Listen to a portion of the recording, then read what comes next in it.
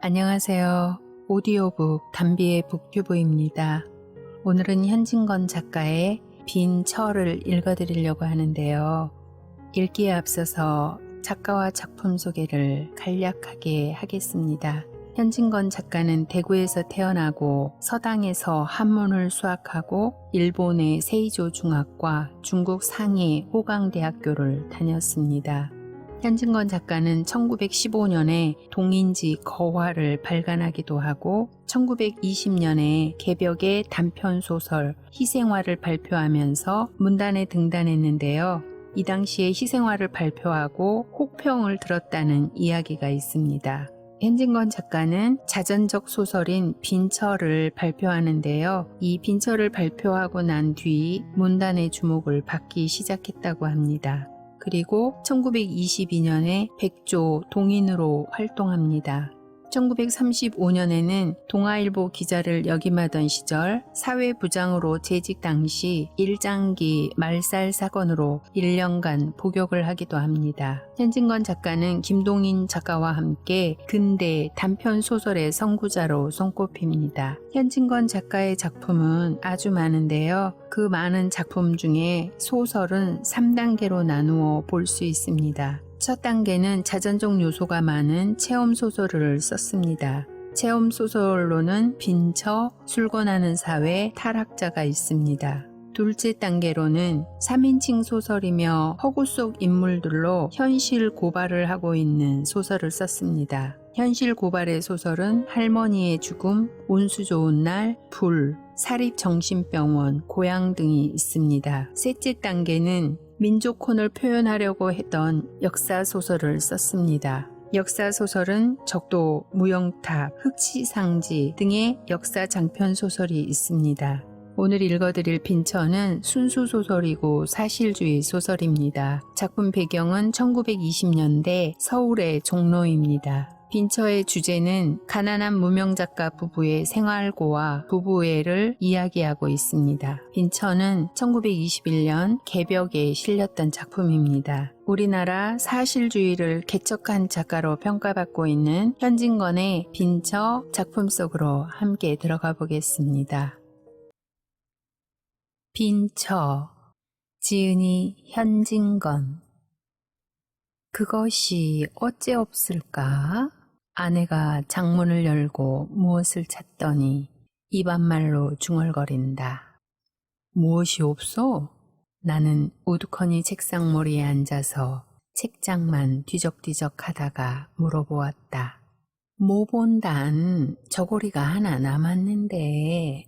나는 그만 묵묵하였다.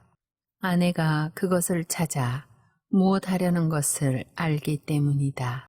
오늘 밤에 옆집 할멈을 시켜 잡히려 하는 것이다. 근래 2년 동안에 돈 한 푼 나는 데는 없고 그대로 줄이면 시장할 줄 알아.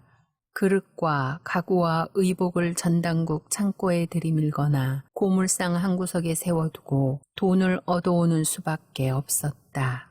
지금 아내가 하나 남은 모본단 저고리를 찾는 것도 아침거리를 장만하려 함이라. 나는 입맛을 쩍쩍 다시고 폈던 책을 덮으며 한숨을 내쉬었다.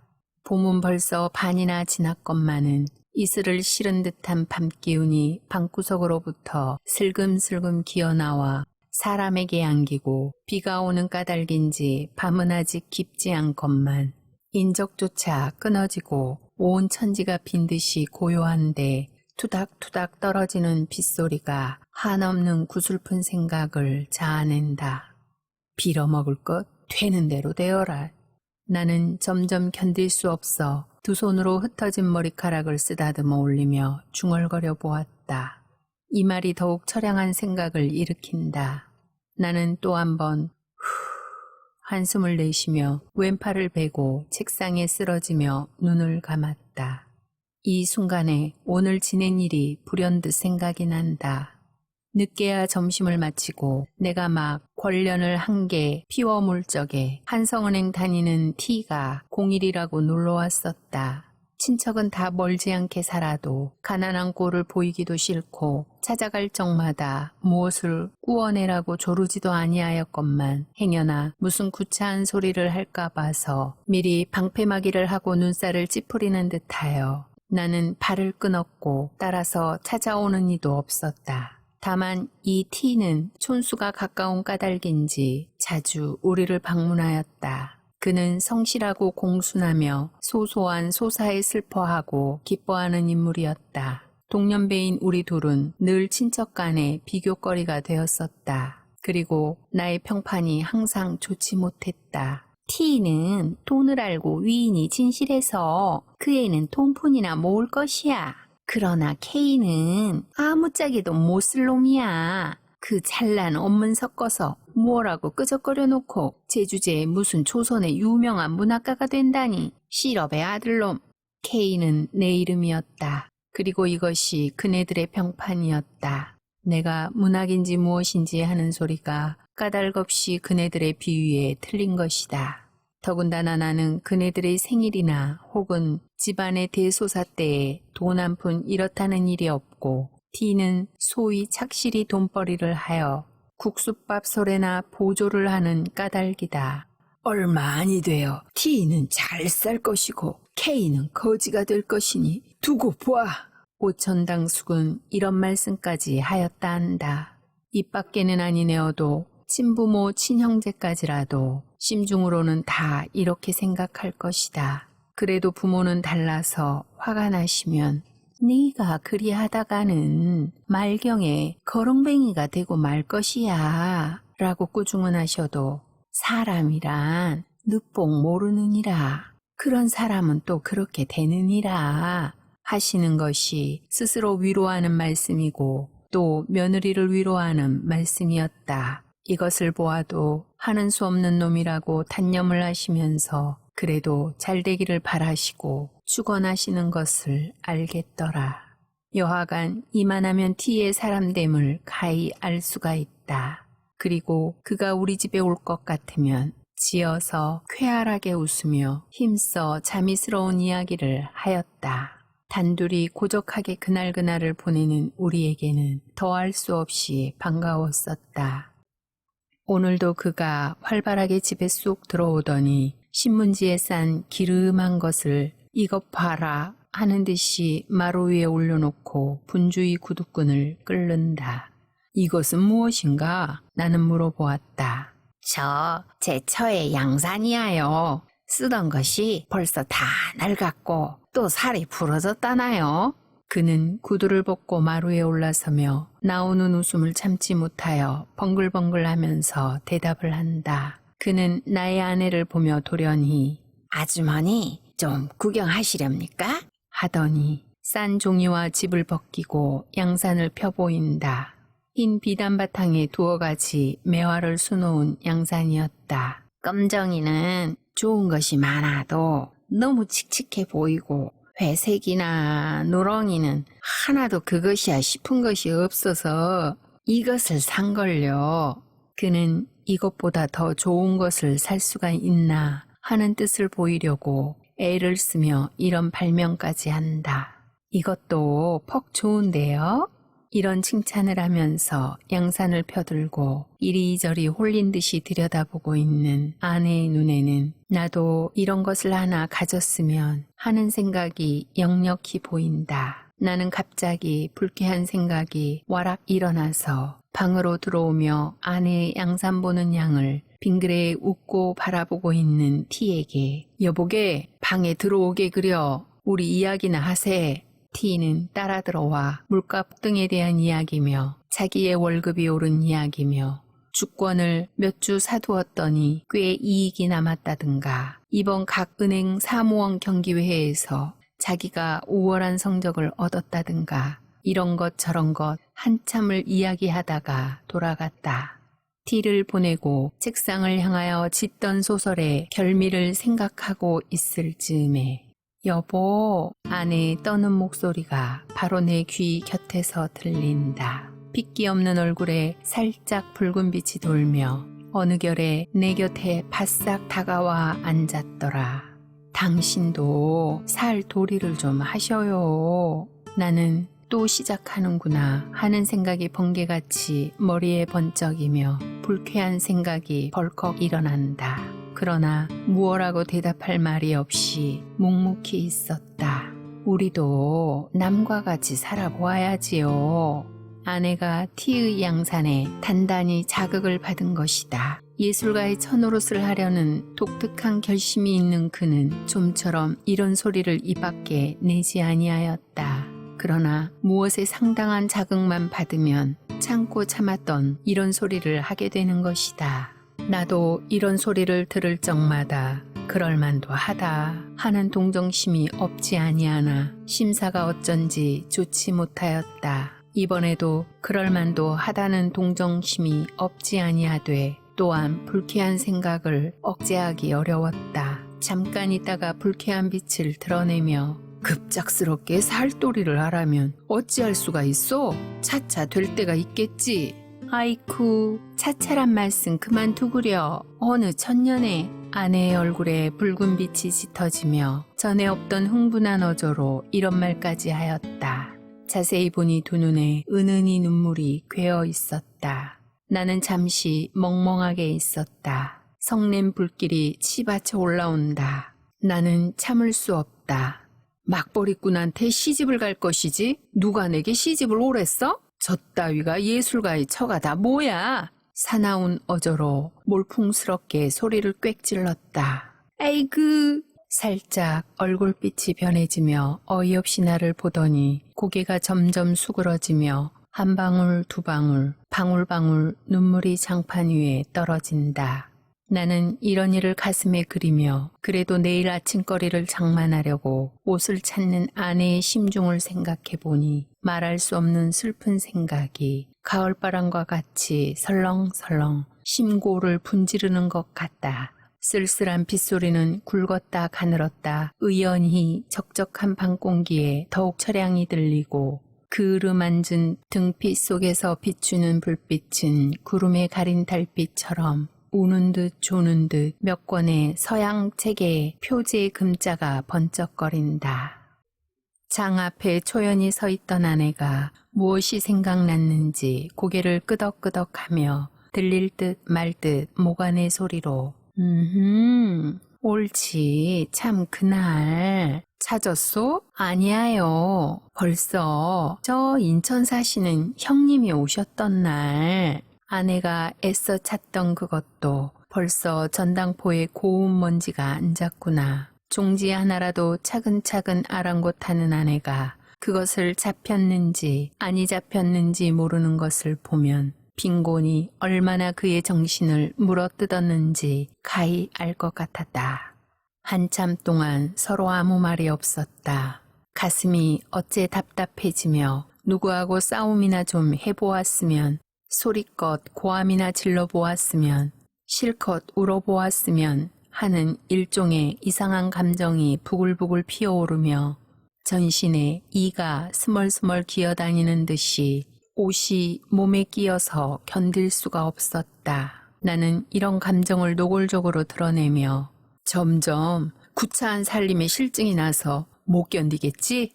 아내는 무엇을 생각하는지 모르게 정신을 잃고 섰다가 그 개심치레한 눈이 동그래지며 네? 어째서요? 뭘? 그렇지. 싫은 생각은 조금 더 없어요.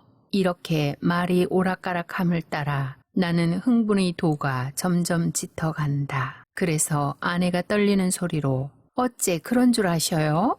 하고 반문할 적에 나를 쑥맥으로 알아? 라고 격렬하게 소리를 높였다. 아내는 살짝 분한 빛이 눈에 비치어 물끄러미 나를 들여다본다. 나는 괘씸하다는 듯이 흘겨보며 그러면 그거 모를까? 오늘날까지 잘 참아오더니 이제는 점점 기색이 달라지는 걸 뭐. 물론 그럴만도 하지만은 이런 말을 하는 내 가슴에는 지난 일이 활동사진 모양으로 얼른 나타난다. 6년 전에 나는 그때 16세이고 저는 18세였다. 우리가 결혼한 지 얼마 안이 되어 지식에 목마른 나는 지식의 바닷물을 얻어 마시려고 표현이 집을 떠났었다. 광풍에 나부끼는 버들림 모양으로 오늘은 지나 내일은 일본으로 굴러다니다가 금전의 탓으로 지식의 바닷물도 흠씬 마셔보지 못하고 방 거들충이가 되어 집에 돌아오고 말았다. 내게 시집 올 때는 방글방글 피려는 꽃봉오리 같던 아내가 어느 결에 기울어가는 꽃처럼 두 뺨에 선연한 빛이 쓰러지고 이마에는 벌써 두어금 가는 줄이 그리어졌다.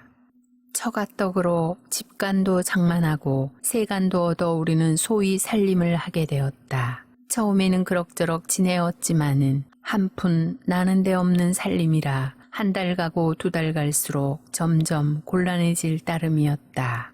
나는 보수 없는 독서와 가치 없는 창작으로 해가 지고 날이 새며 쌀이 있는지 나무가 있는지 망연케 몰랐다. 그래도 때때로 맛있는 반찬이 상에 오르고 입은 옷이 과히 추하지 아니함은 모두 아내의 힘이었다. 전들 무슨 벌이가 있으리요. 꾸러물 무릅쓰고 친가에 가서 눈치를 보아가며 구차한 소리를 하여 가지고 얻어온 것이었다. 그것도 한 번 두 번 말이지 장구한 세월에 어찌 늘 그럴 수가 있으랴. 말경에는 아내가 가져온 세간과 의복에 손을 대는 수밖에 없었다. 잡히고 파는 것도 나는 아른 채도 아니하였다. 그가 애를 쓰며 퉁명스러운 옆집 할멈에게 돈푼을 주고 시켰었다. 이런 고생을 하면서도 그는 나의 성공만 마음속으로 깊이 깊이 믿고 빌어주었다. 어느 때에는 내가 무엇을 짓다가 마음에 맞지 아니하여 쓰던 것을 집어던지고 화를 낼 적에 왜 마음을 조급하게 잡수어요. 저는 꼭 당신의 이름이 세상에 빛날 날이 있을 줄 믿어요. 우리가 이렇게 고생을 하는 것이 장래에 다 잘 될 근본이야요. 하고 그는 스스로 흥분되어 눈물을 흘리며 나를 위로한 적도 있었다. 내가 외국으로 돌아다닐 때 소위 신풍조에 뛰어 까닭없이 구식 여자가 싫어졌다. 그래서 나의 일찍이 장가든 것을 매우 후회하였다. 어떤 남학생과 어떤 여학생이 서로 연애를 주고받고 한다는 이야기를 들을 적마다 공연히 가슴이 뛰놀며 부럽기도 하고 슬프기도 하였었다. 그러나 낯살이 들어갈수록 그런 생각이 없어지고 집에 돌아와 아내를 겪어보니 의외에 그에게 따뜻한 맛과 순결한 맛을 발견하였다. 그의 사랑이야말로 이기적 사랑이 아니고 헌신적 사랑이었다. 이런 줄을 점점 깨닫게 될 때에 내 마음이 얼마나 행복스러웠으랴. 밤이 깊도록 다듬이를 하다가 그만 옷 입은 채로 쓰러져 고나게 자는 그의 파리한 얼굴을 들여다보며 아, 나에게 위안을 주고 원조를 주는 천사여 하고 감격이 극하여 눈물을 흘리기도 했었다. 내가 알다시피 내가 별로 천품은 없으나 어쨌든 무슨 저작가로 몸을 세워보았으면 하여 나날이 창작과 독서의 전심력을 바쳤다. 물론 아직 남에게 인정될 가치는 없는 것이다. 그 영향으로 자연 일상생활이 여의치 못하게 되었다. 이런 곤란에 그는 근 2년을 견디어 왔건만은 나의 하는 일은 오히려 아무 보람이 없고 방 안에 놓였던 세간이 줄어가고 장롱에 찼던 옷이 거의 다 없어졌을 뿐이다. 그 결과 그다지 견딜성 있던 저도 요사이 와서는 때때로 쓸데없는 탄식을 하게 되었다. 손잡이를 잡고 마루 끝에 우두커니 서서 하염없이 먼 산만 바라보기도 하며 바느질을 하다 말고 실성한 사람 모양으로 멍멍이 앉아있기도 하였다. 창문으로 비치는 어스름한 햇빛에 나는 흔하게 그의 눈물 머금은 근심 있는 눈을 발견하였다. 이럴 때에는 말할 수 없는 쓸쓸한 생각이 들며 일 없이 마누라 하고 부르면 그는 몸을 흠칫하고 고개를 저리로 돌리어 치맛자락으로 눈물을 씻으며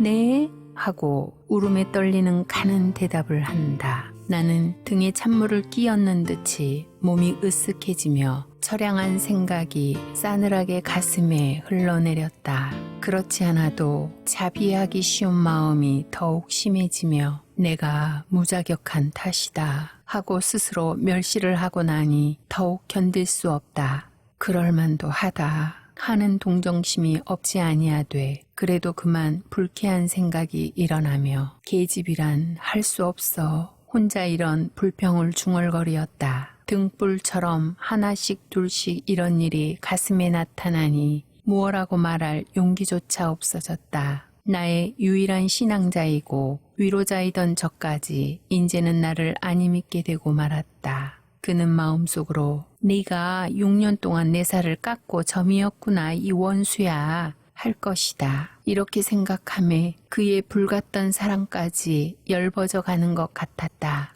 아니 흔적도 없이 사라지고 만 것 같았다. 나는 감상적으로 허둥허둥하며 낸들 마누라를 고생시키고 싶어 시켰겠소? 비단옷도 해주고 싶고 좋은 양산도 사주고 싶어요. 그러길래 왼종일 쉬지 않고 공부를 아니하오. 남 보기에는 편편히 노는 것 같아도 실상은 그렇지 않다는 거 보고도 모른단 말이오. 나는 점점 강한 가면을 벗고 약한 진상을 드러내며 이와 같은 가소로운 변명까지 하였다. 온 세상 사람이 다 나를 비소하고 모욕하여도 상관이 없지만 마누라까지 나를 아니 믿어주면 어찌한단 말이오. 내 말에 스스로 자극이 되어 마침내 길이 탄식을 하고 그만 쓰러졌다. 이 순간에 고개를 숙이고 아마 하염없이 입술만 물어뜯고 있던 아내가 호련히 여보 울음소리를 떨면서 무너지는 듯이 내 얼굴에 쓰러진다. 용서 하고는 북받쳐 나오는 울음에 말이 막히고 불덩이 같은 두 뺨이 내 얼굴을 누르며 흑흑 느끼어 운다. 그의 두 눈으로부터 샘솟듯 하는 눈물이 제 뺨과 내 뺨 사이를 따뜻하게 젖어 퍼진다. 내 눈에서도 눈물이 흘러내린다. 뒤숭숭하던 생각이 다 이 뜨거운 눈물에 봄눈 녹듯 쓰러지고 말았다. 한참 있다가 우리는 눈물을 씻었다. 내 속이 어느 정도 시원한 듯 하였다. 용서하여 주셔요.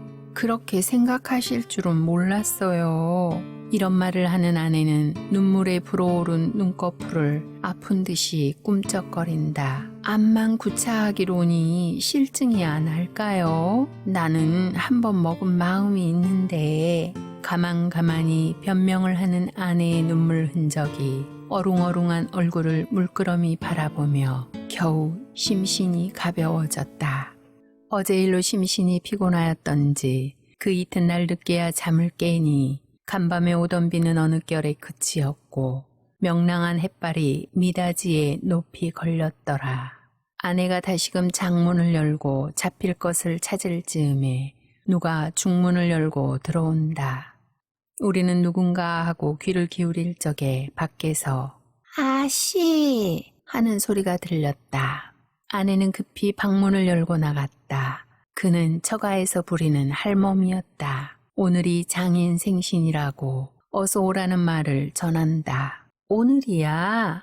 참 그렇지. 오늘이 2월 열려센 날이지. 나는 깜빡 잊었네.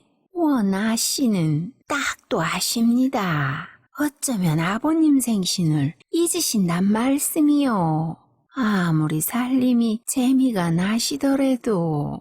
시큰둥한 할멈은 선웃음을 쳐가며 이런 소리를 한다. 가난한 살림에 골몰 하느라고 자기 친부의 생신까지 잊었는가 하매 아내의 정지가 더욱 치근하였다. 오늘이 본가 아버님 생신이라요. 어서 오시라는데. 어서 가구려. 당신도 가셔야지요. 우리 같이 가셔요. 하고 아내는 하염없이 얼굴을 붉힌다. 나는 처가에 가기가 매우 싫었었다. 그러나 아니 가는 것도 내 도리가 아닐 듯하여 하는 수 없이 두루마기를 입었다. 아내는 머뭇머뭇하며 양미간을 보일 듯 말 듯 찡그리다가 곁눈으로 살짝 나를 엿보더니 돌아서서 급히 장문을 연다. 입을 옷이 없어서 망설거리는구나. 나도 슬쩍 돌아서며 생각하였다. 우리는 서로 등지고 섰건만 그래도 아내가 거의 다 빈장 안을 들여다보며 입을 만한 옷이 없어 눈살을 찌푸린 양이 눈앞에 서남을 어찌할 수가 없었다. 자, 가셔요. 무엇을 생각하는지 모르게 정신을 잃고 섰다가 아내의 부르는 소리를 듣고 나는 기기적으로 고개를 돌리었다. 아내는 닭목옷을 갈아입고 내 마음을 알았던지 나를 위로하는 듯이 방글에 웃는다. 나는 더욱 쓸쓸하였다. 우리 집은 천변 배다리 곁에 있고 처가는 안국동에 있어 그 거리가 꽤 멀었다. 나는 천천히 가느라고 가고 아내는 속히 오느라고 오건만은 그는 늘 뒤떨어졌었다. 내가 한참 가다가 뒤를 돌아보면 그는 늘 멀리 떨어져 나를 따라오려고 애를 쓰며 주춤주춤 걸어온다. 길가에 다니는 어느 여자를 보아도 거의 다 비단 옷을 입고 고운 신을 신었는데 아내만 닭목옷을 허술하게 차리고 청목 당해로 타박타박 걸어오는 양이 나에게 얼마나 애연한 생각을 일으켰는지. 한참 만에 나는 넓고 높은 처가 대문에 다다랐다.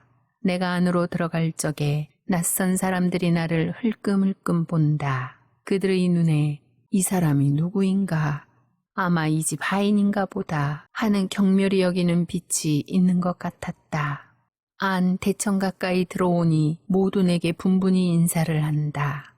그 인사하는 소리가 내 귀에는 어째 비소하는 것 같기도 하고 모욕하는 것 같기도 하여 공연히 가슴이 두근거리고 얼굴이 후끈거리었다. 그 중에 제일 내게 친숙하게 인사하는 사람이 있다.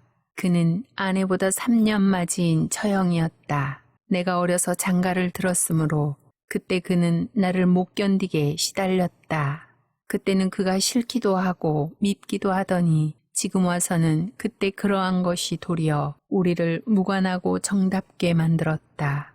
그는 인천 사는데 자기 남편이 기밀을 하여가지고 이번에 돈 10만 원이나 착실히 땄다 한다. 그는 자기의 잘 사는 것을 자랑하고자 함인지 비단을 내리감고 치감고 얼굴에 부유한 태가 질질 흐른다. 그러나 돈으로 숨기려고 애쓴 보람도 없이 눈 위에 퍼렇게 멍든 것이 내 눈에 띄었다. 왜 마누라는 어쩌고 혼자 오셔요? 그는 웃으며 이런 말을 하다가 중문편을 바라보더니 그러면 그렇지. 동부인 아니하고 오실라고. 혼자 주고받고 한다. 나도 이 말을 듣고 슬쩍 돌아다 보니 아내가 벌써 중문 안에 들어섰다. 그 수척한 얼굴이 더욱 수척해 보이며 눈물 괜 듯한 눈이 하염없이 웃고 있다. 나는 유심히 그와 아내를 번갈아 보았다. 처음 보는 사람은 분간을 못하리만큼 그들의 얼굴은 너무 비슷하다. 그런데 얼굴빛은 어쩌면 저렇게 틀리는지. 하나는 이글이글 만발한 꽃 같고 하나는 시들시들 마른 낙엽 같다. 아내를 형이라 하고 처형을 아우라 하였으면 아무라도 속을 것이다. 또 한 번 아내를 보며 말할 수 없는 쓸쓸한 생각이 다시금 가슴을 짓누른다. 딴 음식은 별로 먹지도 아니하고 못 먹는 술을 넉 잔이나 마시었다. 그래도 바늘방석에 앉은 것처럼 앉아서 견딜 수가 없었다. 집에 가려고 나는 몸을 일으켰다. 골치가 띵하며 내가 선 방바닥이 마치 폭풍에 도도하는 파도같이 높았다 낮았다 어질어질해서 곧 쓰러질 것 같다. 이 거동을 보고 장모가 황망히 일어서며 술이 저렇게 취해가지고 어디로 갈라고? 여기서 한잠 자고 가게나. 나는 손을 내저으며 아니에요. 집에 가겠어요. 취한 소리로 중얼거렸다. 저를 어쩌나. 장모는 걱정을 하시더니 할멈 어서 인력거 한 채 불러오게 한다. 취중에도 인력거를 태우지 말고 그 인력거 싹쓸 나를 주었으면 책 한 권을 사보련만 하는 생각이 있었다. 인력거를 타고 얼마 안이 가서 그만 잠이 들고 말았다. 한참 자다가 잠을 깨어보니 방 안에 벌써 난폭불이 켜었는데 아내는 어느 결에 왔는지 외로이 앉아 바느질을 하고 화로에서는 무엇이 끓는 소리가 보글보글하였다. 아내가 나의 잠 깬 것을 보더니 급히 화로에 얹은 것을 만져보며 이제 그만 일어나 진지를 잡수셔요 하고 불이 나게 일어나 아래목에 파묻어둔 밥그릇을 꺼내어 미리 차려둔 상에 얹어서 내 앞에 갖다 놓고 일변 화로를 당기어 더운 반찬을 집어 얹으며 자, 어서 일어나셔요. 나는 마지못하여 하는 듯이 부시시 일어났다. 머리가 오히려 아프며 목이 몹시 말라서 국과 물을 연이어 들이켰다. 물만 잡수셔서 어째요? 진지를 좀 잡수셔야지. 아내는 이런 근심을 하며 밥상머리에 앉아서 고기도 뜯어주고 생선뼈도 줄여주었다. 이것은 다 오늘 처가에서 가져온 것이다. 나는 맛나게 밥 한 그릇을 다 먹었다. 내 밥상이 남에 아내가 밥을 먹기 시작한다. 그러면 지금껏 내가 잠 깨기를 기다리고 밥을 먹지 아니하였구나 하고 오늘 처가에서 본 일을 생각하였다. 어제 일이 있은 후로 우리 사이에 무슨 벽이 생긴 듯하던 것이 그 벽이 점점 엷어져 가는 듯하며 가엾고 사랑스러운 생각이 일어났었다. 그래서 우리는 정답게 이런 이야기 저런 이야기를 하게 되었다. 우리의 이야기는 오늘 장인 생신잔치로부터 처영 눈 위에 멍든 것에 옮겨갔다. 처영의 남편이 이번 그 돈을 딴 뒤로는 주야 요리점과 기생집에 돌아다니더니 일전에 어떤 기생을 얻어가지고 미쳐 날뛰며 집에만 들면 집안 사람을 들볶고 걸핏하면 처영을 친다 한다. 이번에도 별로 대단치 않은 일에 처영에게 밥상으로 냅다 갈겨 바로 눈 위에 그렇게 멍이 들었다 한다. 그거 보아. 돈푼이나 있으면 다 그런 것이야. 정말 그래요. 없으면 없는 대로 살아도 의좋게 지내는 것이 행복이야요. 아내는 충심으로 나의 말에 공감을 해주었다. 이 말을 들음에 내 마음은 말할 수 없이 만족해지며 무슨 승리자나 된 듯이 득이 양양하였다. 그리고 마음속으로 옳다, 그렇다, 이렇게 지내는 것이 행복이다 하였다.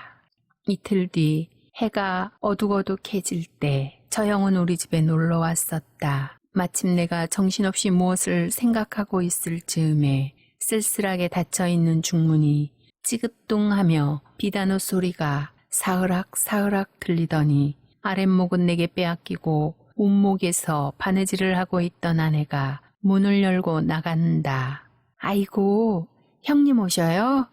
아내의 인사하는 소리가 들리더니 처형이 계집 하인에게 무엇을 들리고 들어온다. 나도 반갑게 인사를 하였다. 그날 매우 욕을 보셨지요? 못 잡수는 술을 무슨 짝에 그렇게 잡수셔요? 그는 이런 인사를 하다가 급작스럽게 계집 하인이 든 것을 빼앗더니 그 속에서 신문지로 싼 것을 끄집어내어 아내를 주었다. 내 신사면서 너의 신도 한 켤레 샀다. 그날 청목당회를 말을 하려다가 나를 곁눈으로 흘끗 보고 그만 입을 닫힌다. 그것을 왜 또 사셨어요? 해쓱한 얼굴에 꽃물을 들이며 아내가 치사하는 것도 들은 채 만체하고 처형은 또 이야기를 시작한다.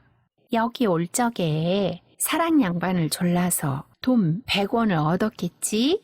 그래서 오늘 종로에 나와서 옷감도 바꾸고 신도 사고 그랬어. 그는 자랑과 기쁨의 빛이 얼굴에 퍼지며 싼 볼을 끌러 이런 것이야 하고 우리 앞에 펼쳐놓는다.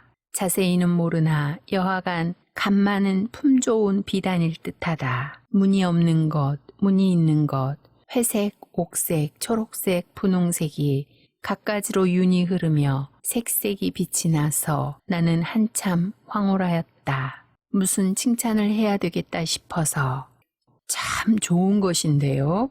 이런 말을 하다가 나는 또 쓸쓸한 생각이 일어난다. 저것을 보는 아내의 심중이 어떠할까 하는 의문이 문득 일어남이라. 뭐다 좋은 것만 골라 샀습니다 그려.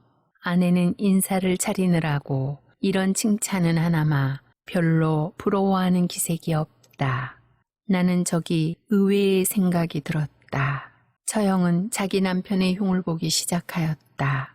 그 밉살스럽다는 둥, 그 추근추근하다는 둥, 말끝마다 자기 남편의 불미한 점을 들다가 문득 이야기를 끊고 일어선다. 왜 벌써 가시려고 하셔요? 모처럼 오셨다가 반찬은 없어도 저녁이나 잡수셔요. 하고 아내가 만류를 하니 아니, 곧 가야지. 오늘 저녁 차로 떠날 것이니까 가서 짐을 메어야지. 아직 차 시간이 멀었어? 아니 그래도 정거장에 일찍이 나가야지. 만일 기차를 놓치면 오죽 기다리실라고. 벌써 오늘 저녁 차로 간다고 편지까지 했는데. 제3 만류함도 돌아보지 아니하고 그는 홀홀이 나간다. 우리는 그를 보내고 방에 들어왔다. 나는 웃으며 아내에게 그까짓 것이 기다리는데 그다지 급급히 갈 것이 무엇이야? 아내는 하염없이 웃을 뿐이었다. 그래도 옷감 바꿀 돈을 주었으니 기다리는 것이 애처롭기는 하겠지. 밉살스러우니 추근추근 아니하여도 물질의 만족만 얻으면 그것으로 위로하고 기뻐하는 그의 생활이 참 가련하다 하였다. 참 그런가 보아요. 아내도 웃으며 내 말을 받는다. 이때에 처형이 사준 신이 그의 눈에 띄었는지 혹은 나를 의식해서 보고 싶은 것을 참았는지 모르나 그것을 집어들고 조심조심 펴보려다가 말고 머뭇머뭇한다. 그 속에 그를 해롭게 할 무슨 위험품이나 든 것 같이 어서 펴보구려. 아내가 하도 머뭇머뭇하기로 보다 못하여 내가 재촉을 하였다. 아내는 이 말을 듣더니 작히 좋으랴 하는 듯이 활발하게 싼 신문지를 헤친다. 퍽 이쁜걸요? 그는 근일에 드문 기쁜 소리를 치며 방바닥 위에 사뿐 내려놓고 버선을 당기며 곱게 신어본다. 어쩌면 이렇게 맞아요? 연애연방 감탄사를 부르짖는 그의 얼굴에 은연한 희색이 넘쳐 흐른다. 묵묵히 아내의 기뻐하는 양을 보고 있는 나는 또다시 여자란 할 수 없어 하는 생각이 들며 조심하였을 따름이다. 함에 밤빛 같은 검은 그림자가 가슴을 어둡게 하였다. 그러면 아까 처형의 옷감을 볼 적에도 물론 마음속으로는 부러워하였을 것이다. 다만 표면에 드러내지 않았을 따름이다. 내가 겨우 어서 펴보구려 하는 한마디에 가슴에 숨겼던 생각을 속임없이 나타내는구나 하였다. 내가 무엇을 생각하고 있는지 저는 모르고 새 신는 발을 조금 쳐들며 신 모양이 어때요? 매우 이뻐. 겉으로는 좋은 듯이 대답을 하였으나 마음은 쓸쓸하였다. 내가 제게 신 한 켤레를 사주지 못하여 남에게 얻은 것으로 만족하고 기뻐하는도다. 웬일인지 이번에는 그만 불쾌한 생각이 일어나지 아니하였다. 처형이 동서를 밉다거니 무엇이니 하면서도 기차를 놓치면 남편이 기다릴까 염려하여 급히 가던 것이 생각난다. 그것을 미루어 아내의 심사도 알 수가 있었다. 부득이한 경우라 할 일 없이 정신적 행복에만 만족하려고 애를 쓰지만은 기실 부족한 것이다. 다만 참을 따름이다. 그것은 내가 생각해야 된다. 이런 생각을 하니 전날 아내에게 그런 말을 한 것이 후회가 됐다. 어느 때라도 처의 은공을 갚아줄 날이 있겠지. 나는 마음을 좀 너그럽게 먹고 이런 생각을 하며 아내를 보았다. 나도 어서 출세를 하여 비단신 한 켤레쯤은 사주게 되었으면 좋으련만. 아내가 이런 말을 듣기는 참 처음이다. 네? 아내는 제 귀를 못 믿어하는 듯이 의아한 눈으로 나를 보더니 얼굴에 살짝 열기가 오르며 얼마 안 돼요. 그렇게 될 것이야요. 라고 힘있게 말하였다. 정말 그럴 것 같소? 나는 약간 흥분하며 반문하였다. 그러면요. 그렇고 말고요. 아직 아무도 인정해주지 않은 무명 작가인 나를 다만 저 하나가 깊이 깊이 인정해준다. 그러기에 그 강한 물질에 대한 본능적 욕구도 참아가며 오늘날까지 몹시 눈살을 찌푸리지 아니하고 나를 도와준 것이다. 나에게 위안을 주고 원조를 주는 천사여. 마음속으로 이렇게 부르짖으며 두 팔로 덤썩 아내의 허리를 잡아 내 가슴에 바싹 안았다. 그 다음 순간에는 뜨거운 두 입술이 그의 눈에도 나의 눈에도 그렁그렁한 눈물이 물 끓듯이 넘쳐 흐른다.